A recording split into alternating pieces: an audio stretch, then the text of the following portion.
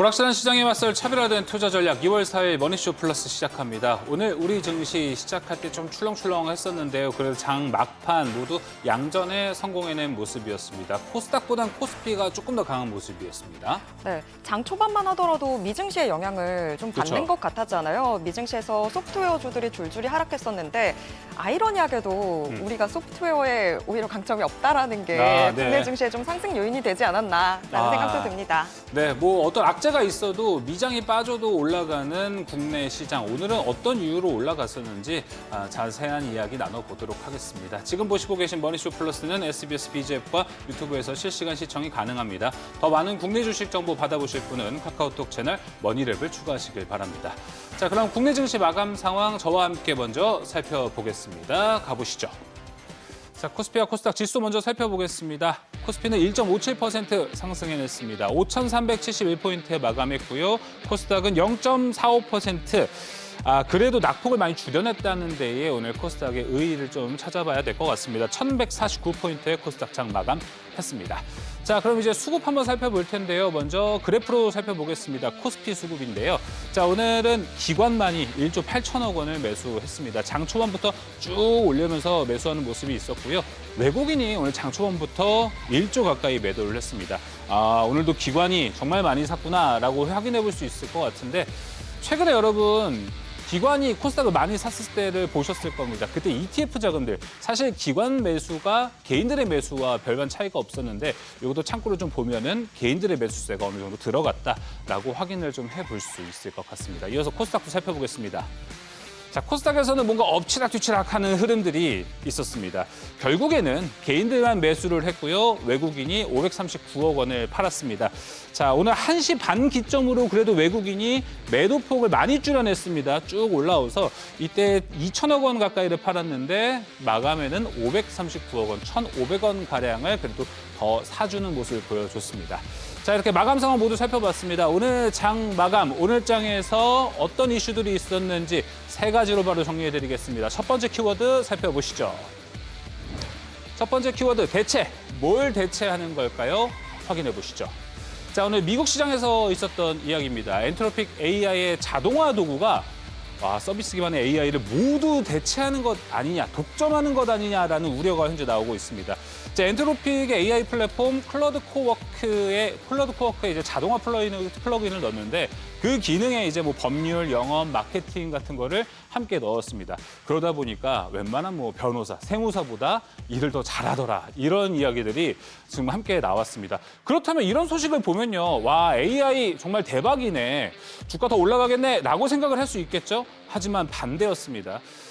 오히려 이게 이제 잠식을 해서 피그마, 어도비, 세일즈포스 같은 기업들이 오히려 필요가 없어진다라는 뷰가 나오기 때문에 떨어졌고요. 마이크로소프트도 거기를 피해갈 수 없었습니다. 자, 이렇게 AI가 대체될 수도 있다, 독점당할 수 있다라는 이 우려 포인트. 그러면은 AI 버블론 때처럼 투자가 또 없어지나? 그럼 우리나라까지 이제 한번 보겠습니다. 메모리가 요새 많이 필요하다던데 엔트로픽 혼자 하면은 메모리가 많이 필요 없겠네. 국내 반도체도 문제가 되지 않을까, 여러 가지 우려 포인트들이 많이 올라온 상태입니다. 그럼에도 불구하고 국내 반도체 오늘 좋았죠.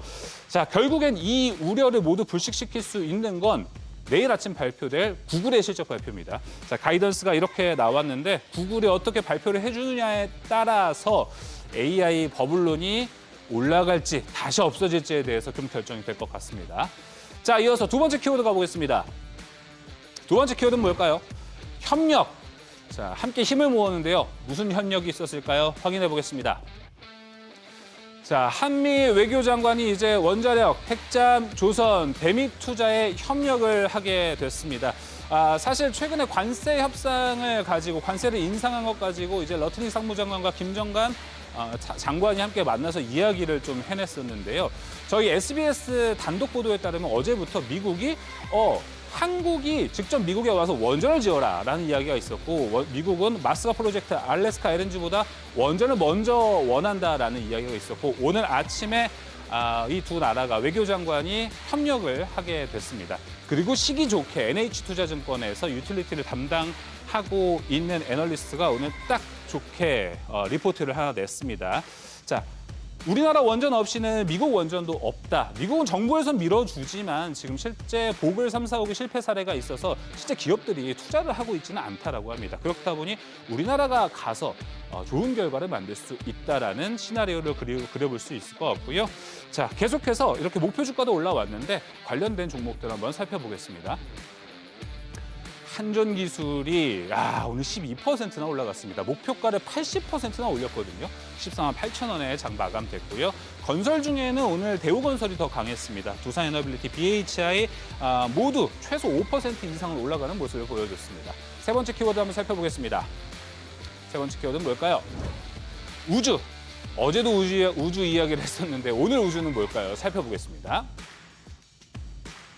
자, 태양광. 이제 우주로 나가서 어제 안 그래도 이제 xAI가 합병되면서 우주 데이터 센터라는 이야기를 했습니다.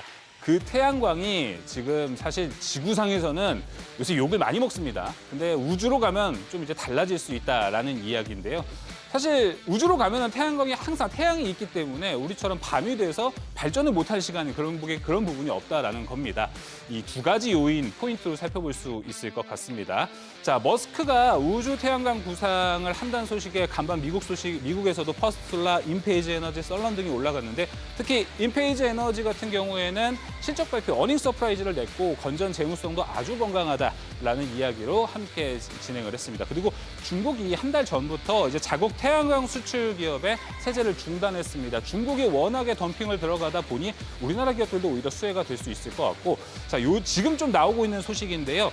머스크가 실제로 얼마 전에 중국 태양광 업체들과 미팅을 했다라는 이야기가 나오고 있습니다. 이 아이디어가 얼마나 구체화가 될지 궁금해지는데요.